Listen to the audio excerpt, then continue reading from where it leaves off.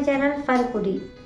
तो मैं लेकर आई हूँ आपके लिए कुछ ऐसे टिप्स एंड ट्रिक्स जिन्हें फॉलो करके आप अपने डेली के कामों को बहुत आसान बना सकते हैं। और इन टिप्स की खास बात यह है कि इसमें आपका कोई भी फालतू पैसा खर्च नहीं होगा।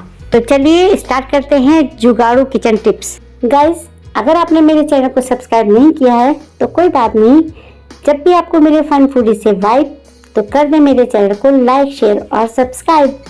तो पहली टिप्स है हमारी मसाले को लेकर। अक्सर हमें ऐसी बॉटल्स में मसाला पलटने में बहुत प्रॉब्लम आती है जिनका मुंह छोटा होता है और मसाला फिल करते समय बहुत सा मसाला गिर भी जाता है। तो इसके लिए हम यूज करेंगे इस तरह से बॉटल का ऊपर वाला पोर्शन। तो मैंने वेस्ट पड़ी बॉटल को ऊपर से कट कर लिया है, तो इसकी हेल्प से हम मसाला फिल करेंगे। तो देखिए, इसकी हेल्प से बिना मसाला वेस्ट किए हुए हमने बॉटल को फिल कर लिया है।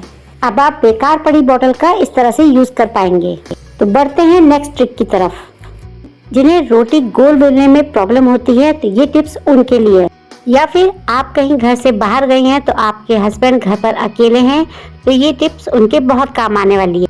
इसके लिए हमें चाहिए होगा दूध का पैकेट या फिर आप ऑयल का खाली पैकेट भी ले सकते हैं। तो इस पैकेट के अंदर हम आटे की लोई को रखकर इस तरह से फोल्ड कर देंगे। इसके लिए आपको कोई हैवी प्लेट या फिर चकले का इस्तेमाल करना होगा। इसे थोड़ा सा प्रेस करते ही आप देखेंगे कि आपकी गोल मटोल सी रोटी बनकर रेडी हो गई है।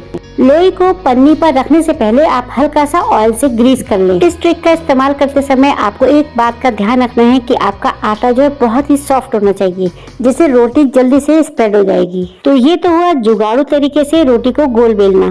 तो अब हम इन रोटियों को बिना तवे के सेक लेंगे। तो इसके लिए आपको लेनी है इस तरह से कढ़ाई और उसे गैस पर उल्टा रख दें। अगर कढ़ाई गैस से ज्यादा टच हो रही है तो आपको एक गिलास की हेल्प से उसे थोड़ा सा ऊंचाई दे देनी है। कढ़ाई के गर्म होते ही हम इसे ऑयल से ग्रीस कर देंगे। और अब रोटी की एक साइड पर पानी लगाकर उसे कढ़ाई पर चिपका देंगे। अगर आपको गर्मी में रोटी बनाने में प्रॉब्लम होती है तो आप इस ट्रिक का यूज करके बहुत जल्दी से ढेर सारी रोटियां बनाकर आराम से बैठ सकते हैं। तो देखिए, मैंने कढ़ाई पर चारों रोटियों को लगा दिया है। अब जब हम देखेंगे कि थोड़ी देर में हमारी रोटी पर इस तरह से बबल्स आ गए हैं तो हम एक चिमटे की हेल्प से उसे कढ़ाई पर से उतार लेंगे और इस तरह से दोनों साइड से गैस पर सेक लेंगे। आपको ये मेरा जुगाड़ू रोटी का आइडिया कैसा लगा मुझे कमेंट में जरूर बताइए। तो देखिए कितनी सॉफ्ट और नरम रोटी बनकर तैयार हो गई है। तो आप इसे किसी भी सब्जी या दाल के साथ सर्व कर सकते हैं। कभी कभी हमारे घर में इतनी हरी मिर्ची आ जाती हैं कि उसे अगर हम सही तरीके से ना रखें तो खराब हो जाती हैं। तो मिर्ची को प्रिजर्व करने के लिए हम उसके डंठल तोड़कर फेंक देते हैं। ये ट्रिक देखने के बाद आप मिर्ची के डंठल को फेंकेंगे नहीं। डंठल को अलग करने के बाद हमें उसे पानी में डालकर इस तरह से रख देना है। अगर उसमें मिला देंगे लहसुन के छिलके तब तो और क्या कहने। इन दिनों पौधों में फंगल इन्फेक्शन ज्यादा हो जाता है, तो आपको इस पानी का यूज अपने पौधों के लिए करना है। नेक्स्ट ट्रिक है केटल को लेकर। तो आजकल इस तरह की इलेक्ट्रिक केटल तो सभी के घर में होती है और किसी भी इलेक्ट्रिक आइटम को पानी से धोना तो पॉसिबल नहीं है। तो इसको हम कैसे क्लीन करेंगे? तो इसके लिए हम करेंगे कोलगेट का यूज। कोलगेट को इस तरह से केटल पे लगा दें और फिर कॉटन की हेल्प से उसे अच्छी तरह से केटल पर लगा देंगे और फिर किसी साफ कपड़े को हल्का सा गीला करके केटल को पोंछ दें। आपकी केटल एकदम चमक जाएगी। नेक्स्ट ट्रिक भी है हमारी बॉटल को लेकर। अक्सर आपके घर में आपके बच्चे कॉलेज या स्कूल बॉटल लेके जाते ही हैं और इसे साफ करने के लिए अगर आपके पास ब्रश नहीं है तो आप इसे साफ कैसे करेंगे? तो करछी तो सभी के घर में होती है।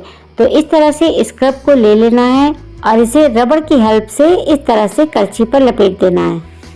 तो अब आपका जुगाड़ू ब्रश बनकर रेडी हो गया है। अब आप इस स्क्रब और करछी की हेल्प से बॉटल के अंदर तक अच्छे से क्लीन कर पाएंगे, क्योंकि बॉटल का मुंह इतना छोटा होता है कि हमारा हाथ उसके अंदर नहीं जा सकता। अब आप बिना ब्रश के इस जुगाड़ू तरीके से अपनी बॉटल को चमचमा पाएंगे। अब चलते हैं सिलेंडर की जानकारी को लेकर। तो गाइस, जब भी हम सिलेंडर लेते हैं तो सबसे पहले हम चेक करते हैं कि उसका वेट कितना है। लेकिन गाइस, सिलेंडर लेते समय हमें एक और जानकारी होना बहुत जरूरी है। दोस्तों, जब भी हम सिलेंडर लेते हैं तो उस पर एक नंबर लिखा होता है जिस पर हम ध्यान नहीं देते और आपने देखा होगा कि उसकी वजह से बहुत सारे हादसे हो जाते हैं।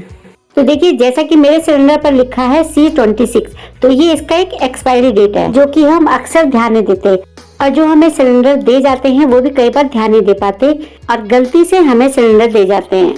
इसका पता आपको कैसे चलेगा इस सिलेंडर के जरिए? हमेशा गैस सिलेंडर पर एक अल्फाबेट लिखा होता है, A B C और D, उसके बाद एक कुछ नंबर लिखा होता है और इस सिलेंडर पर लिखा है C26। जो 26 है वो तो इसका हुआ ईयर, दैट मीन्स वो 26 ईयर को एक्सपायर होगा। और अगर आपके सिलेंडर पर अल्फाबेट A लिखा है तो उसका मतलब है जनवरी, फरवरी, मार्च। अगर B लिखा है तो अप्रैल, मई, जून। C का मतलब जुलाई, अगस्त, सितंबर और D लिखा है तो अक्टूबर, नवंबर, दिसंबर। ये सिलेंडर 2026 जुलाई, अगस्त, सितंबर में एक्सपायर हो जाए। इस इंफॉर्मेशन को आप अपने फैमिली मेंबर्स और फ्रेंड सर्कल में ज्यादा से ज्यादा शेयर करें, जिससे कि बड़ा हादसा होने से बच सकते हैं। मिलते हैं नई वीडियो में, तब तक के लिए बाय बाय।